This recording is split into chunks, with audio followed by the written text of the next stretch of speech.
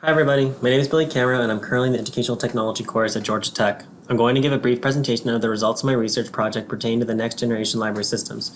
Due to time constraints, I'll be quickly going through this presentation. In 1964, Lyndon B. Johnson said, "You do not take a man who for years has been hobbled by chains, liberate him, bring him to the starting of a line race, saying, 'You are free to compete with all the others, and still justly believe you have been completely fair.'" He was an advocate for equality, not just as a right and a theory, but equality as a fact and as a result. He said the above quote because during his era, Jim Crow laws were in existence, causing subpopulations to be suppressed. Unfortunately, the problem persists on into our generation. In a study by the Organization for Economic Cooperation, they found that only 5% of Americans ages 25 to 35 whose parents did not finish high school have a college degree. In contrary, 20 other affluent countries found results of 20% of the same demographic in their respective regions. On top of this, over the past 30 years, the reading achievement gap between high-income families 90th percentile and higher and low-income families 10th percentile from the United States had gone up from 0.9 standard deviation to 1.25 standard deviation. This is a 40% difference and the largest gap to date. The correlation shown in the figure to the right shown by Reardon in 2013. A possible solution to this problem is the creation of a virtual reality library system. A virtual reality library system would be able to bring more accessibility to the masses in terms of technology and help close the academic achievement gap because students at a disadvantage would be able to separate themselves from their environment through a virtual reality and learn in the same environment as their more affluent counterparts. Also, it might be able to help lower infrastructure costs because you won't need a brick and mortar location like a library to host a virtual reality center. Ideally, you would be able to host a virtual reality library in any area like a warehouse, etc., to host the virtual reality equipment. The objective of this research is to investigate if a virtual reality library is feasible in order to solve the academic achievement gap. The sub-goals of this project are to lay the groundwork for the next generation of developers, researchers, and businessmen. First, is there a market for a virtual reality library system? Secondly, what are the system requirements a developer would need to know in order to develop this virtual reality library system? In order to lay the groundwork, I created a survey that targeted understanding the market for a virtual reality system. There were 71 people who took the survey through the Georgia Tech survey tool, and the survey was spread throughout the word of mouth and different social media posts. In addition, the survey is broken into 4 components, being demographics, libraries, virtual reality equipment, and open questions. The second part of the research was directed at librarians to understand the system requirements for this application of virtual reality. Libraries were chosen because they are experts of the current library system in bringing new technologies to the public library channel, i.e. computer, ebooks, and in some locations, virtual reality equipment. The first section here is demographics. Here we see the majority group of people who took the survey are white middle socioeconomic class citizens from the United States. Though it appears that 20 to 30-year-olds are the majority, delving deeper into data by filtering by socioeconomic status, ethnicity, and country of origin by the majority, we find that the majority is actually 30 to 50-year-olds, at the majority of 53%. In addition, we see the main occupation of the survey poll are engineers and students. This makes sense because the survey was opened up to Georgia Tech computer science students, which are made up of engineering students. The next section of the survey was around libraries. In the graph to the left, we see the survey poll views libraries as critical to their learning experience. In the right graph, we see 60% of the survey poll rarely or never visit the library. This is an interesting dichotomy, which is made up and will be discussed later in the discussion. In this continued section of the survey data, we see in the left graph that people go to libraries for the atmosphere and check out books. This is also interesting because when I asked the survey poll what they saw as the next generation of libraries, they reported virtual reality and ebooks. This is another interesting dichotomy that will be discussed later in the discussion. The third section of the survey is around what people thought of a virtual reality system. We saw that on the left, we see that people were kind of neutral towards virtual reality systems. In the middle graph, we see that people don't own virtual reality equipment. And of the people who did own it, which is 11% of the survey pool, 75% of them don't use their virtual reality equipment. This is a very interesting trend and will be discussed later in the presentation.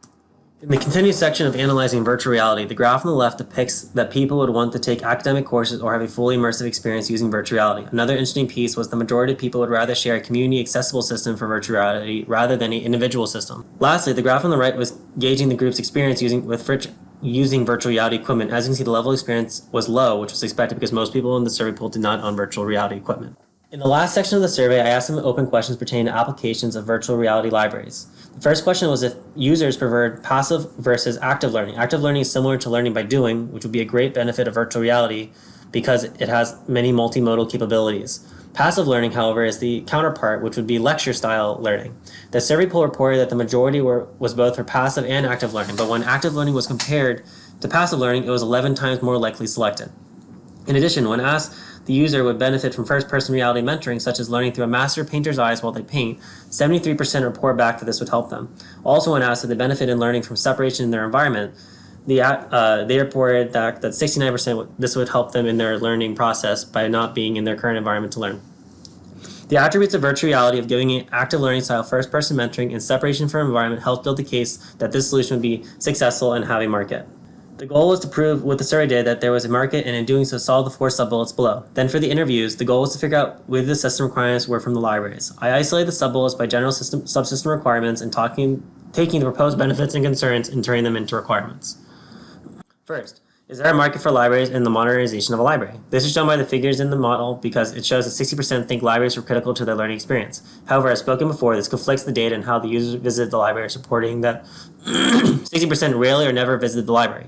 Possibly, this is because people tend to visit the library in spurts of time throughout their lives.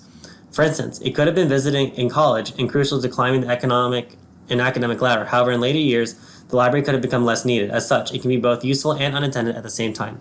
The primary aspect of this observation, however, is that people do indeed find value in a library system on a tangible and conceptual level, as well as they want to modernize the library. The next sub-question to address was whether or not there is a market for a virtual reality system. When people were asked why they go to libraries, they report back that they wanted to attend because of the atmosphere and the ability to check out books. However, this opposes the survey question when asked what they viewed as the attributes of the next generation of libraries being virtual reality and ebooks. I hypothesized that the identified ebooks and technologies as a future due to popular social trends with the rising usage of modern technological advances. People suspect that when they see daily will be the near future. This supports the idea that a market for virtual reality equipment might exist, even if the participants don't particularly use the current library materials. They certainly use technology. Virtual reality would be just the right tool to attract people back to libraries for more than just a quiet space. In addition, the open questions pertain to the separation of first-person mentoring, passive versus active learning, and if a user would learn better from a separation environment, all support that a virtual reality library solution would have a marketplace as spoken before. The last question was what the system requirements would be for this product based on the interviews. Due to time constraints, I will show the quotes but will not discuss them in detail. This expansive interview process with people of multiple genders, age, experience, and relevant occupations to the library industry was categorized into 3 sections for analysis. The first section was general system requirements, showing the system had to be seamless. This indicates that similar to an iPhone, a user had to be able to put it on and without instruction know what to do. Another requirement centered around funding.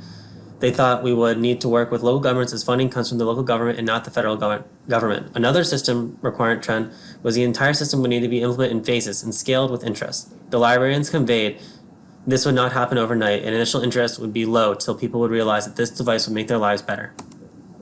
Lastly, I asked them what they thought was the positive and negatives of this type of device. They report back reduced infrastructure costs and ability to learn new vocation skills like gardening, scuba diving, or even surfing as being benefits for the system.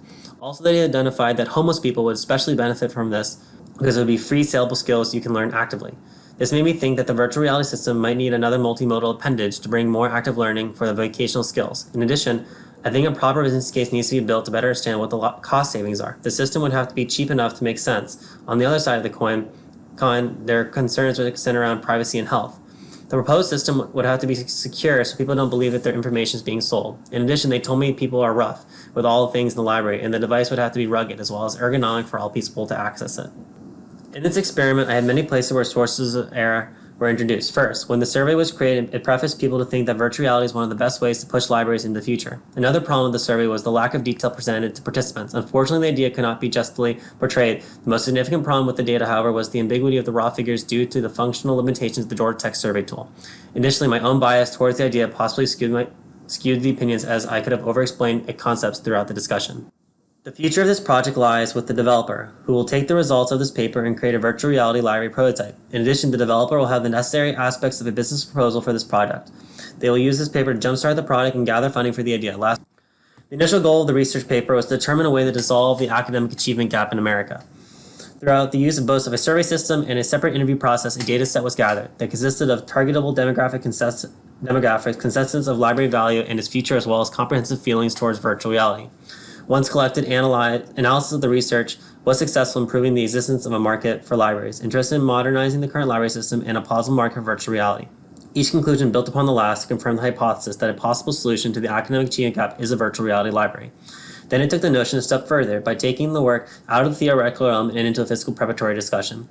Though professional interviews and specified questions, the research was able to conclude achievable system results and goals which can be met by future developers and companies.